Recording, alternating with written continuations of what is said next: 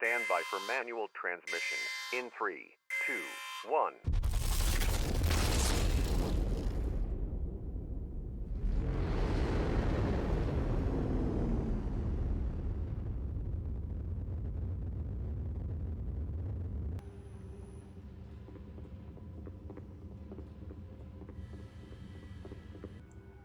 Larry, wake up.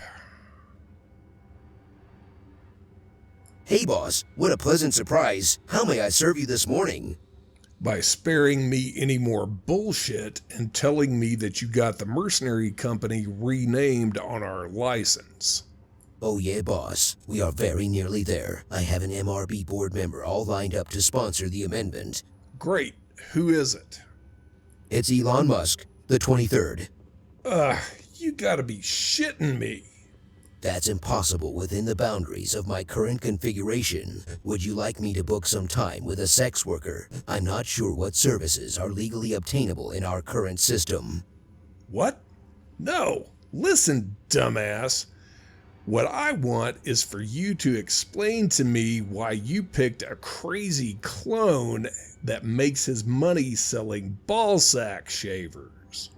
Mr. Musk assures me that those clone rumors are completely unfounded, and his company, Manscapes, has been the galactic leader in men's grooming since Elon Musk I decided to devote his life to solving the problem of scrotal hair management in the year 2024. Also, he was the only board member that returned any of my messages.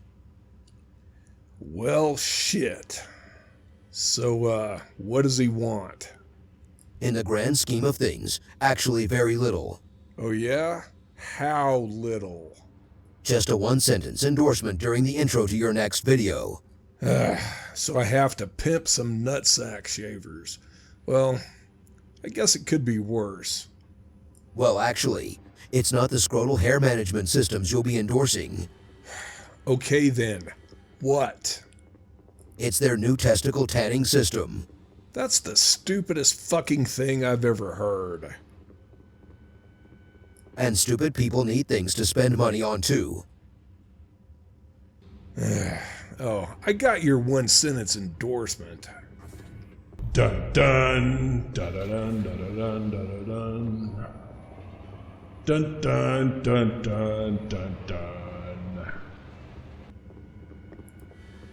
Greetings, mercenaries and prospective lance commanders. Manus Dextra here. For Mr. Horny's discount mercenary, when good enough should be good enough, Mr. Horny's probably won't let you down, but even if we do, we're cheap. So, there's that. And welcome to episode 4 of So You Want to Run a Merc Company. Produced in cooperation with the Lyran Commonwealth Ministry of Defense, this video series aims to fulfill my court-ordered community service obligations and promote best practices among mercenaries and mercenary companies seeking work as auxiliary forces for the LCAF. This episode is brought to you by Manscapes Testicle Tanning.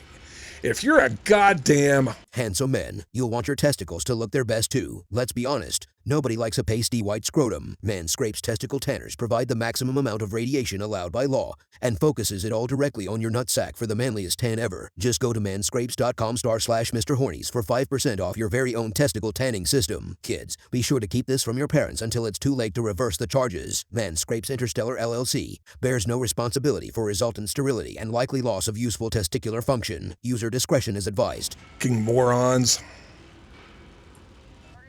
So, what are the best heavy and assault mechs available to field in the early 31st century?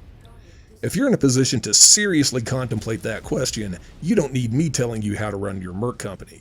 The truth is, there are literally tons and tons of good mech chassis in the 60-ton plus range, and what works best for you in the field will be determined by your specific combat style, as well as what's available for use in your theater of operations.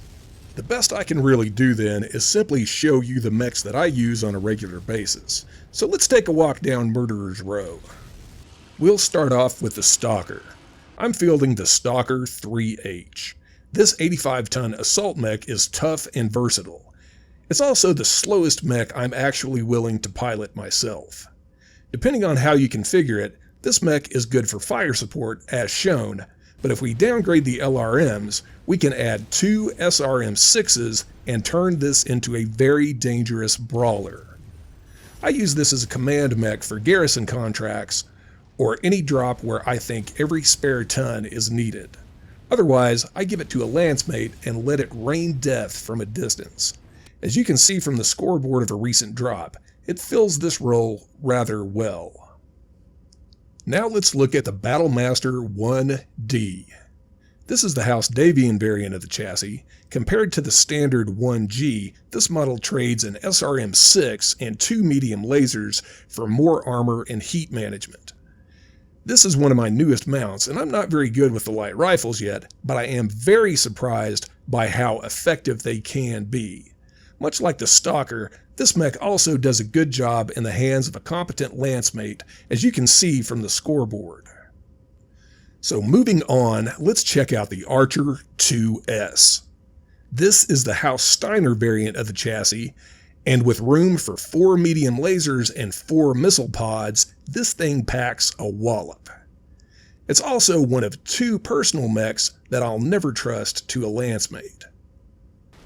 With decent armor and speed and keeping most of its firepower in the torso, this mech is a vicious brawler. The only drawback at all for this chassis is heat management. During prolonged combat, you will need to break off and cool down periodically. This is my go-to mech for assassination missions and any drop where close quarters combat is likely.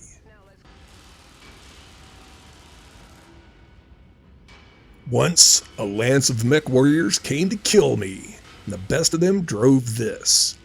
Lucky for me, the best of them was a dumbass. I shot him in the face when he overheated and shut down. After hosing out the cockpit, I swapped out the ER-PPCs, large pulse lasers, and 1 medium pulse laser for 3 large lasers and a bunch more heat management. I call her Vera, and she is my very most favorite mech. The 6B variant of the Black Knight was produced for the Star League Royal Guards, so it's stuffed full of double heat sinks. Even with the cooler, lighter weapons, and extra cooling, it is still possible to overheat this mech during protracted battles. This mech is my first choice for most drops since the lasers give me the most flexibility in ranges and I'm not limited by ammo. Lasers are also more forgiving than PPCs or autocannons if your gunnery is poor. Tango eliminated.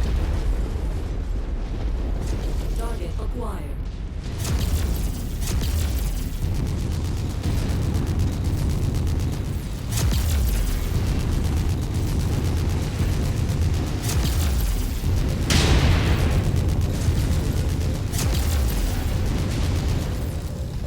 Wilco, focusing fire.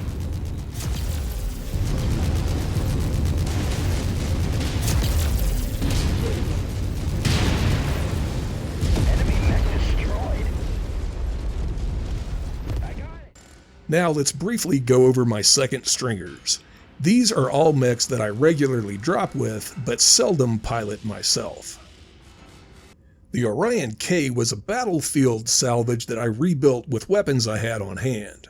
I was pleasantly surprised to find that it does so well with the UAC-5. This is one of my most reliable lancemate mechs.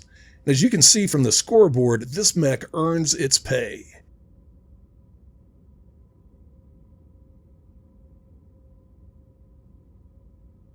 It likes to keep that UAC-5 spinning.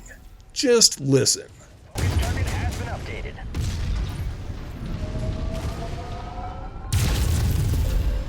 We got our main guy. Good job. We fulfilled our. Oh yeah. Let's get you out of here now. Got another one. The GrassHopper was another battlefield salvage that turned out to be surprisingly good in the hands of your typical lancemate. It also makes for a very good scout in difficult terrain. Finishing things out, I have a couple of Atlases. I have the D set up for close range combat, and I have the RS variant that I just salvaged set up for long range fire support. Both are consistent top performers on the battlefield.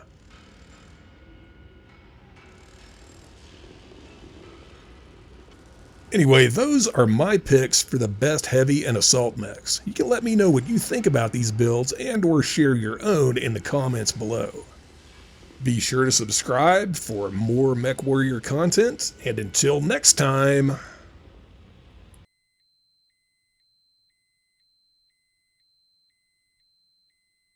You will now be released from manual control. Mr. Dextra thanks you for your cooperation.